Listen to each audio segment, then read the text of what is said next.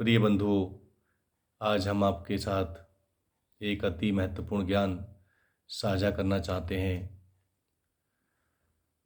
हमारे सद्गुरुदेव भगवान जो कि हमें समय समय पर इस ज्ञान को हम तक पहुंचाते रहते हैं, इसलिए आप तक साझा करना मानवता के नाते से, मनुष्यता के कारण, बीइंग ए ह्यूमन बीइंग, ये हमारी ड्यूटी है। ये हमारा न केवल कर्तव्य है, एक परम कर्तव्य है, ये हमारी प्राइम ड्यूटी है कि मानव जीवन का जो विचार है वो शुद्ध आहार पर टिका हुआ है। यदि हमारा आहार शुद्ध होगा तो हमारा विचार भी शुद्ध होगा। आजकल खान पान इतना गलत हो गया है जिससे कि हमारा विचार भी गलत हो जाता है, क्योंकि यदि शरीर स्वस्थ होगा तो हमारे विचार भी स्वस्थ रहेंगे। क्योंकि किसी विद्वान ने सही कहा है कि एक स्वस्थ शरीर में ही स्वस्थ मस्तिष्क का निवास होता है। A healthy mind lives in a healthy body. किसी विद्वान ने, किसी स्कॉलर ने एक कहावत बिल्कुल सही कही है, जीवन में सटीक उतरती है। इसलिए आप सभी से निवेदन है कि शुद्ध आहार करें, क्योंकि हमारे सद्गुरुदेव भगवान ने हमें समझाया कि यदि शुद्ध आहार शुद्ध विहार तभी हो कोई भी योग साकार।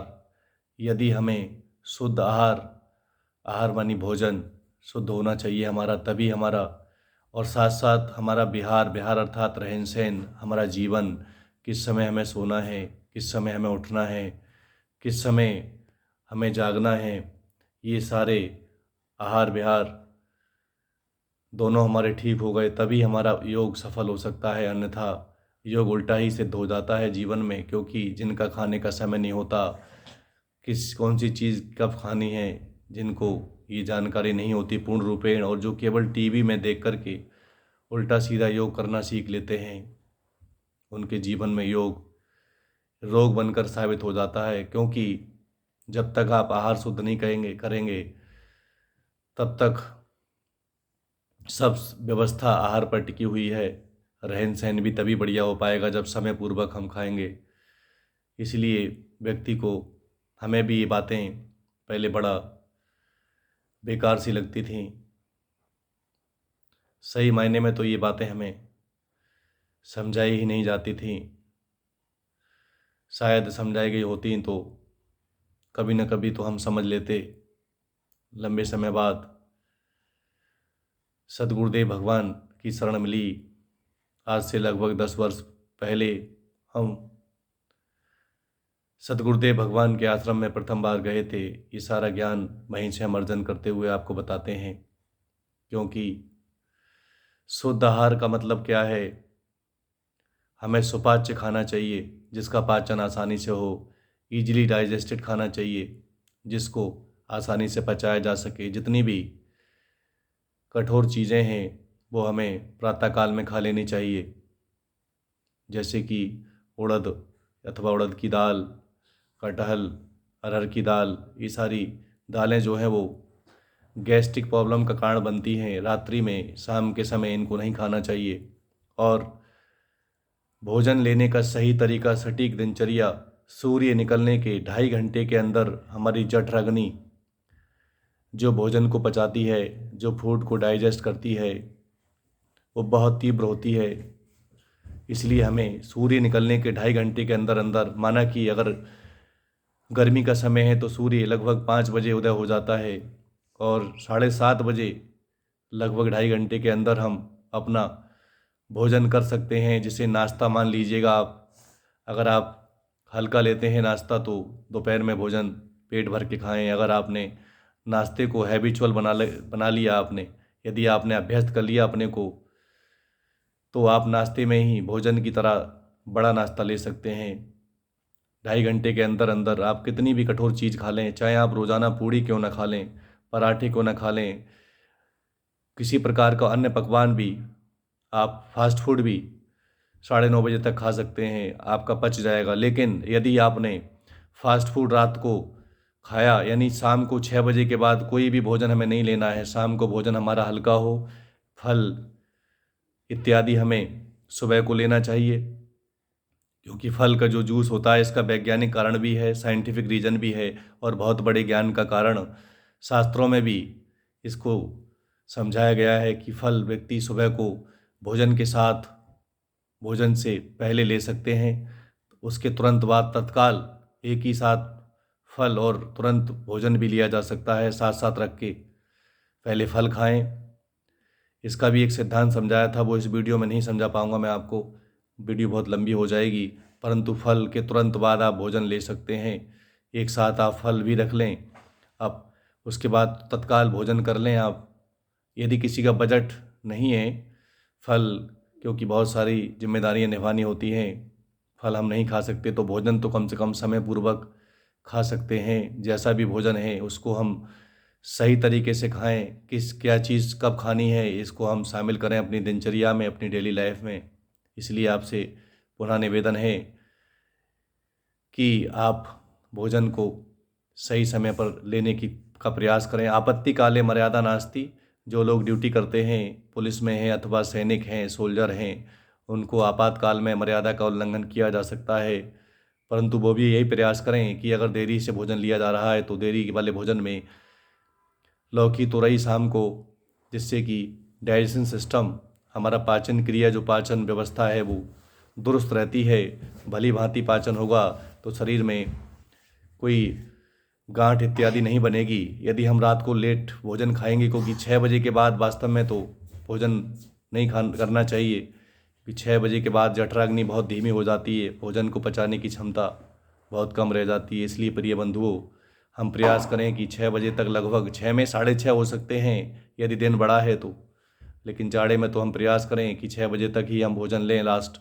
इसके बाद हम दूध इत्यादि अथवा कोई तरल चीज़, मूंग की दाल तरल रूप में, लिक्विड फॉर्म में आप ले सकते हैं, जिसको कि ईजिली, आसानी से पचाया जा सके। इसलिए आपसे ये हमारी सलाह है, ये सुझाव है, जो भी आप समझें, मनुष्यता के नाते से, मानवता के कारण ये हमारा परम कर्तव्य है। Being a human being, it is our prime duty. ये हमारा, जो हम आपको साझा कर रहे हैं, आपको ध्यान रखना चाहिए, क्योंकि हम भी इसको अपने जीवन में पालन करने का पूरा प्रयास करते हैं। ऐसा नहीं है हम सिर्फ बखान कर रहे हैं, हम अपने सद्गुरुदेव भगवान की लगभग हर बात जीवन में पालन करने का प्रयास करते हैं। शायद कोई बात हमसे पालन ना हो पाती हो तो हम उसके बारे में पश्चाताप करते हैं और प्रयास करते हैं, पुनः पुनः, अगेन एंड अगेन प्रयास करते रहते हैं कि उनकी जीवनचर्या को, क्योंकि एक महापुरुष, एक ब्रह्मज्ञानी तत्ववेता सद्गुरु ही हमें जीवन जीना सिखा सकते हैं। इसलिए हम आहार को शुद्ध बनाएं, अपने रहन सहन को शुद्ध बनाएं, रात्रि में हम ज़्यादा देर तक ना जागें। यदि हम विद्यार्थी हैं तो रात्रि में हमें 11 बजे से लगभग 5 मिनट पहले अवश्य सो जाना चाहिए, क्योंकि 11 बजे व्यक्ति गहरी नींद में होना चाहिए। इसका वैज्ञानिक कारण भी है, क्योंकि 11 बजे लगभग हमारे शरीर में, हमारा जो खून है, हमारा जो ब्लड है, वो शुद्धिकरण के लिए, सेकेंड हार्ट जो होता है हमारी पिंडलियों में इकट्ठा हो जाता है, उस समय व्यक्ति गहरी नींद में हो। आपत्ति काल में इसका उल्लंघन किया जा सकता है। जो लोग ड्यूटी करते हैं उनकी मजबूरी है, बाकी जो लोग मनमानी करते हैं, सिर्फ मन की बात मानना मनमानी कहलाती है। बुद्धि का उपयोग ना करना, बुद्धि भी हमारे पास है, भगवान ने सबको दी है, सबके अंदर भगवान बैठा हुआ है, लेकिन मन की बात व्यक्ति मानता है, बुद्धि पर जोर नहीं देता। बुद्धि भी अपने अंदर है और विवेक भी अपने अंदर है, लेकिन उसको जागृत करना है, एक संत की शरण में जागृत करना है, क्योंकि एक ब्रह्मज्ञानी संत ही हमारे विवेक को पूर्ण रूपेण जगा सकता है। यदि हम समय समय पर आश्रम दिनचर्या में अपने को शामिल करेंगे, समय समय पर वहाँ जाकर ज्ञान अर्जन करेंगे और उसको अपने जीवन में पालन करेंगे। अपने गृहस्थ आश्रम में भी इसका पालन किया जा सकता है, परंतु सीखने के लिए आश्रम जाना अति आवश्यक है, एक्सट्रीमली इम्पोर्टेंट है। बिना जाए हुए वहाँ हमें ज्ञान अर्जन नहीं किया जा सकता। इसलिए हमने अपने विचार को शुद्ध करना है तो पहले भोजन को शुद्ध करना होगा। और एक महापुरुष यानी एक ब्रह्मज्ञानी संत से ज़्यादा बेहतर और कौन सिखा सकता है जीवन को जीना। सारी चीज़ें वो सिखाते हैं हमें, किस प्रकार हमें खुद का और अपने माता पिता का ध्यान रखना है। माता पिता की सेवा उनसे ज़्यादा और बेहतर कौन सिखा सकता है हमें। हम कोई माँ बाप को छोड़ नहीं रहे हैं। माँ बाप हमारे प्रथम मार्गदर्शक हैं, परंतु गुरु ही जीवन का सच्चा ज्ञान, जीवन को सार्थक बनाने का ज्ञान हमें देते हैं। इसलिए सभी गुरु पूजनीय हैं, परंतु जो भी कुछ हमें आज सिखा रहे हैं, सांसारिक ज्ञान, ये वर्ल्डली नॉलेज जो दे रहे हैं, ये सब गुरु हैं। इन्हें सदगुरु नहीं कहा जा सकता, क्योंकि सदगुरु इस धराधाम पर, इस संपूर्ण पृथ्वी पर, ऑल ओवर अर्थ एक दो होते ही हैं, परंतु जरूरी नहीं है कि हमारी पहुंच सब तक हो। इस संपूर्ण धराधाम पर बहुत बड़ी बात है, ऑल ओवर अर्थ इक्का दुक्का ब्रह्मज्ञानी संत होते हैं। यद्यपि सभी संत जो साधु के वेश में हैं, जो मर्यादा का पालन करते हैं, पूजनीय हैं, परंतु इनसे जीवन का उद्धार नहीं हो सकता। ये तो कोई भगवान राम के जो गुरु थे वशिष्ठ जी, उनके समान ही कोई सदगुरु हमें हमारे जीवन को जीना सिखा सकते हैं। इसलिए प्रिय बंधुओं, आपसे पुनः मेरी गुजारिश है कि आप दिनचर्या को सही बनाएं, क्योंकि इससे बहुत समाज में गंदगी फैल रही है। अशुद्ध आहार हमें रोगों का कारण बन रहा है, तमाम रोग लग रहे हैं, क्योंकि रोगों का इलाज आजकल कितना महंगा है आप समझ सकते हैं। इसलिए हम प्रयास करें कि रोग हमारे शरीर में ना लगें। यद्यपि ये शरीर रोगों का घर है, थोड़ी सी लापरवाही बहुत घातक सिद्ध हो सकती है। इसलिए हम प्रयास करें अपने को सही खान पान के द्वारा रोगों से बचाने का, क्योंकि मनुष्यता बड़े संकट में जा रही है। रोग भी लग रहे हैं, फिर लोग गलत विचार उत्पन्न कर रहे हैं समाज में। आजकल के युवक और युवतियां बहुत ही, जो यंगस्टर्स हैं, वो बहुत ही गलत कदम उठा रहे हैं। देख कर के बड़ा आघात पहुंचता है, हृदय द्रवित हो जाता है कि संसार में ये सब खान पान की वजह से लोग रिश्ते तक कलंकित कर लेते हैं। बहुत दुख होता है। इसलिए आपको ये जानकारी दी गई।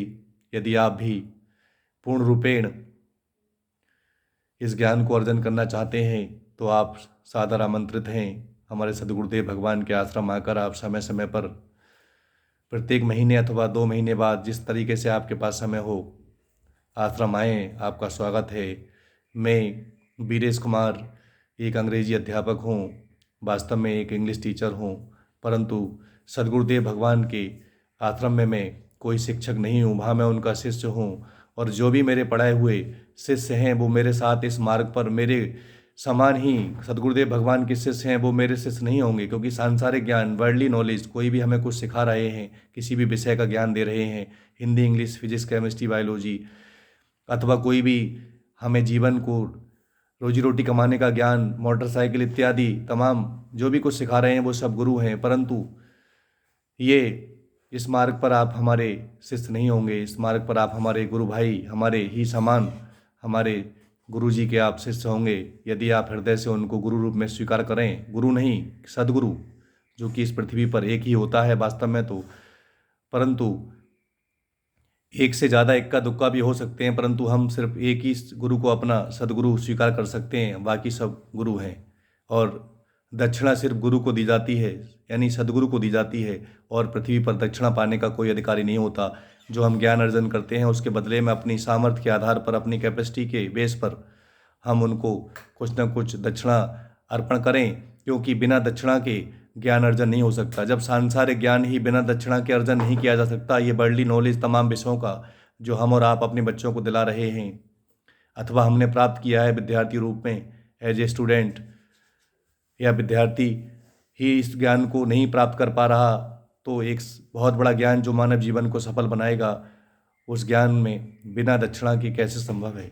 इसलिए हम अपनी सामर्थ्य के आधार पर, जरूरी नहीं है वैसे तो श्रद्धालु अपना सर्वस्व दान कर सकता है, जो गुरु का है वही मेरा है, ऐसा हृदय से जिसका विचार है वो ज्ञान की पराकाष्ठा, क्लाइमेक्स ऑफ नॉलेज की तरफ जाता है। जो मेरा है वो मेरे सदगुरु का है, और जो सदगुरु का है वो सब कुछ मेरा है। ये ज्ञान व्यक्ति को बहुत ऊंचा शिखर पर ले जाता है, विचारों की पराकाष्ठा में ले जाता है।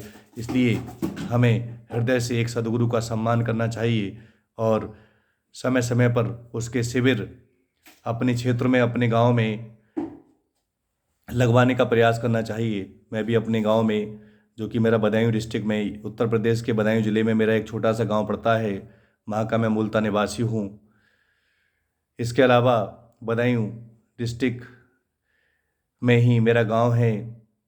गांव के नज़दीक ही एक छोटा सा हमारा बचपन का हमारा शहर है, चंदौसी, जिला संभल में आती है, उत्तर प्रदेश में। वहाँ भी हम अपने सद्गुरुदेव भगवान के शिविर लगवाने का समय समय पर प्रयास करते रहते हैं। इसलिए आपसे भी निवेदन है, आप आश्रम पहुँचें। अगर सामर्थ्य है आपकी तो अपने क्षेत्रों में भी आप शिविर लगवाने का प्रयास करें। सामर्थ्य नहीं है तो आप हम लोगों से भी, सब लोग मिलकर के, क्योंकि अकेला चना यानी भाड़ नहीं फोड़ सकता। अकेला व्यक्ति कब तक प्रोग्राम आयोजित कराएगा?